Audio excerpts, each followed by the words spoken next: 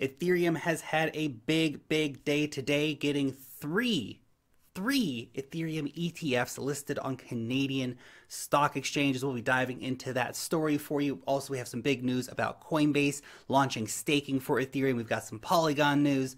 We've got some Chainlink news, lots of great stuff in this episode. Just make sure to stick around to the end to get all of the exciting Ethereum updates. We'll also be diving into the technicals, looking at what the heck the price of Ethereum has been doing over the last couple of days. My name's Lark. In case you're new around here, I make videos every single day talking about cryptocurrencies, covering all the hottest, covering all the latest, what is going on in these crazy markets. So if you want to be along for that journey, make sure to subscribe to the channel and click on the notification bell to know when I put out a new video. So let's turn over to the technical analysis first. We can see that Ethereum has come obviously down during this entire market correction, is bumping back up quite strongly now. But what I really like here, what I think is exciting about this particular price action, is that we did get this big breakout. We did already have one retest of the top line of this ascending triangle, which we were talking about, of course, a few weeks ago. We did have a big price move from that, almost getting to the breakout target from that triangle. Now we came back down. We actually retested that zone of what was previous resistance here and here, and now turned into support here and again here. So that's a very technically strong move for Ethereum. To see it breaking out like that, coming back down, finding this area of support here, I think is a very good thing to see. And if you keep it in perspective as well, we can just drop these extra lines off the chart here. Ethereum didn't even come back down to touch the 50-day moving average, meaning that it has just maintained incredible bullish momentum even during this big price dump that we did see happening earlier this week. Ethereum, of course, now bouncing back strong. This is getting us on the road to seeing Ethereum getting ready to push up to those higher price targets, to see Ethereum getting towards $3,000 in the coming weeks and months. That is coming, I still believe, in the 5-digit Ethereum. So we'll see Ethereum $10,000 or above at some point during this bull market cycle. Remember, the bull market is not over. We've got lots of indicators showing us that we are still in a very healthy bull market, and that these corrections that you see, these big market dump days, they are a feature of the cryptocurrency markets. They are part of how this market works. So don't be afraid of them, anticipate them, be ready for them, buy the dips when you see them happening. The market, of course, will at some point top out, but we are far away from that happening. By the way, if you want to get some edge on the market, then you need to check out Wealth Mastery. This is a weekly investor report that I do. So every single issue of this contains a deep dive on an altcoin. We talk to an industry leader. We do technical analysis, a step-by-step DeFi tutorial, a trending coin analysis, tips and advice, and much more. All of that for less than $10 a week, meaning this is the most value-packed and at the same time the most affordable investor report on the market. Just click on the link down below me here in the description where you can learn more about becoming a member today. Now let's get on to the big news for Ethereum. ETH Bonanza, as 3 North American ETFs are approved in one day for Ethereum. This is very exciting because these are the first Ethereum ETFs in the world. Canada is just putting everyone else to shame in terms of its regulatory approach towards cryptocurrencies. They've just been absolutely nailing it down. So this is super awesome to see 3 ETFs in Canada. Wowzers. So what this does is this allows investors an easy way to get into Ethereum without actually having to go and get the actual Ethereum asset and hold the asset directly. This lets them get exposure to Ethereum via their traditional brokerage account. And while I personally prefer to just directly buy and hold Ethereum, I think there are a lot of investors out there who are afraid to buy and hold Ethereum. You know, maybe the older crowd or whatever, they want access to this asset class, but they're afraid of key management and different things like this. So getting an Ethereum ETF, this allows them to get exposure to that market, and it's much better than Grayscale's Ethereum Trust because that's not direct exposure to Ethereum in the same way price-wise that an ETF is. Because with the trust often trades at massive premiums or massive discounts, and it's hard to get that exact price, whereas an Ethereum ETF trades at approximately the exact price of the asset, or very, very close to it, right? There might be small variance, but for the most part, you're able to get an Ethereum for basically market price by investing in these ETF products. The fact that three Ethereum ETFs launched in the Canadian markets today is a big, big deal. This joins, of course, the 4 Bitcoin ETFs that are already now in Canada. So Canada absolutely leading the way on this front. We currently have 0 Bitcoin ETFs in the United States and 0 applications for an Ethereum ETF. So we've got 9 Bitcoin ETF applications sitting with the SEC in the USA, but not a single person, to my knowledge at this point, in the USA has put in an Ethereum ETF application. Meanwhile, Canada just approved 3 of them. Now you have to keep it in perspective. Canada is only 2% of the global equity market. So, you know, in terms of a price catalyst event for Ethereum, it's not going to be the biggest price catalyst event. I think when we do someday, which will happen, get an Ethereum ETF approved in the USA, that'll be a much bigger price catalyst, but this is still a pretty awesome event. I'm really excited to see this happening. And while, again, I prefer to directly hold the Ethereum myself, I think that this does give us exposure to a whole new class of investors.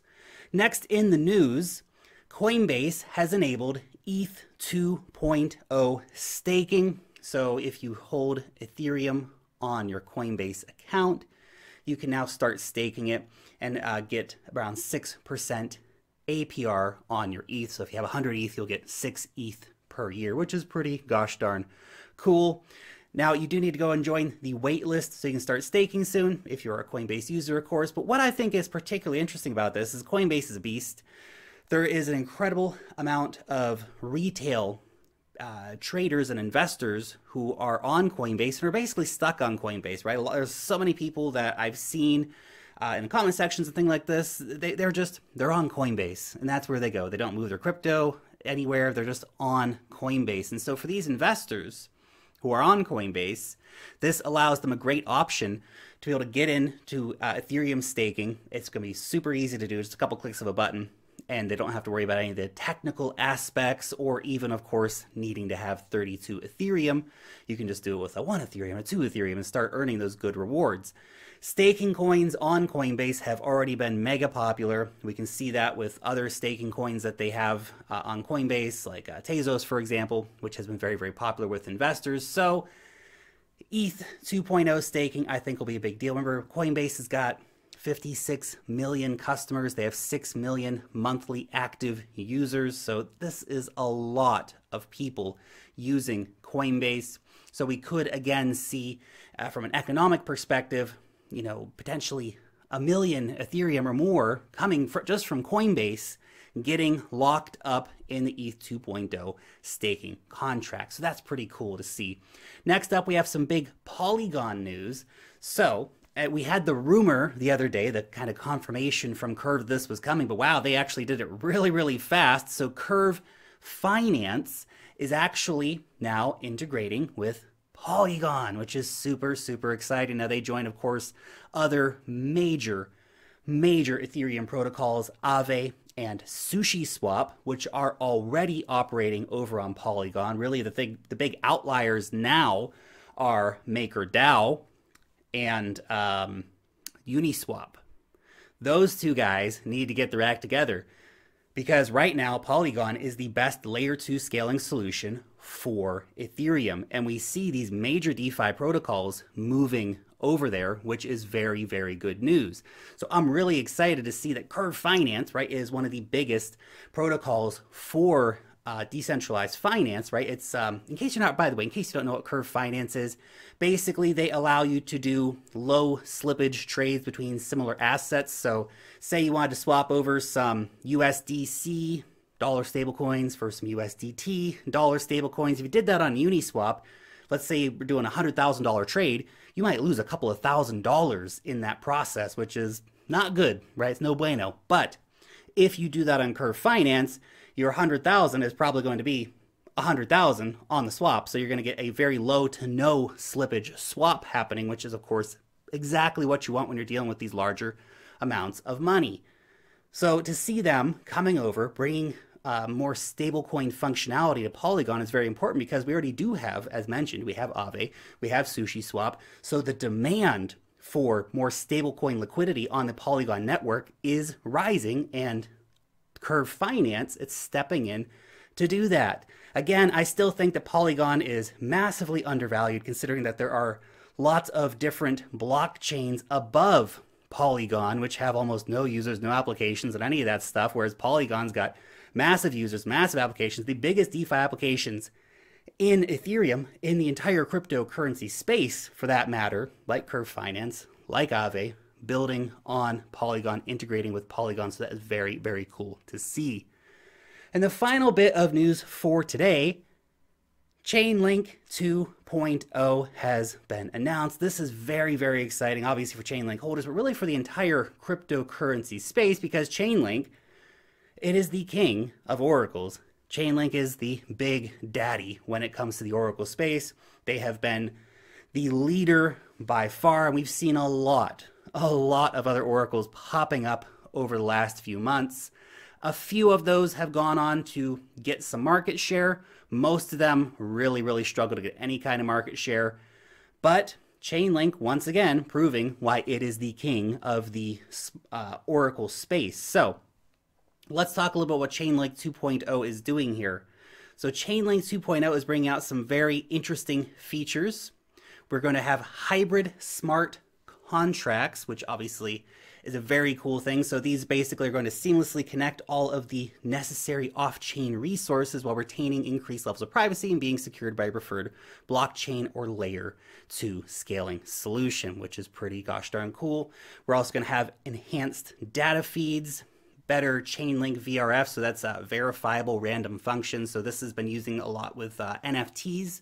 So when you open up a pack of cards, for example, in an NFT game, well, Chainlink is there verifying that you are actually getting a random selection of cards and that it's not, you know, some situation where some insiders get the good cards and you're spending money but you're getting the bad cards, for example.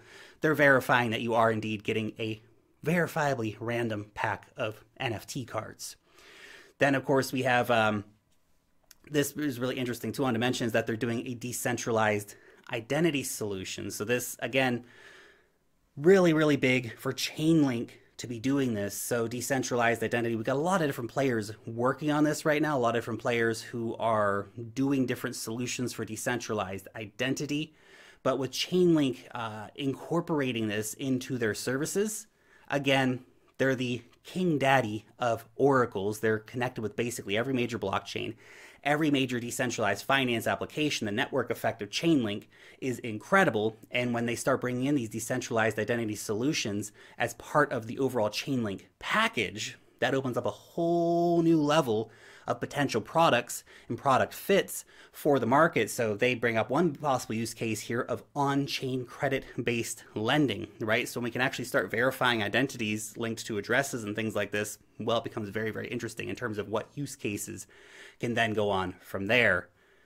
Anyway, very exciting times for Ethereum. Lots going on, as always, the Ethereum ecosystem.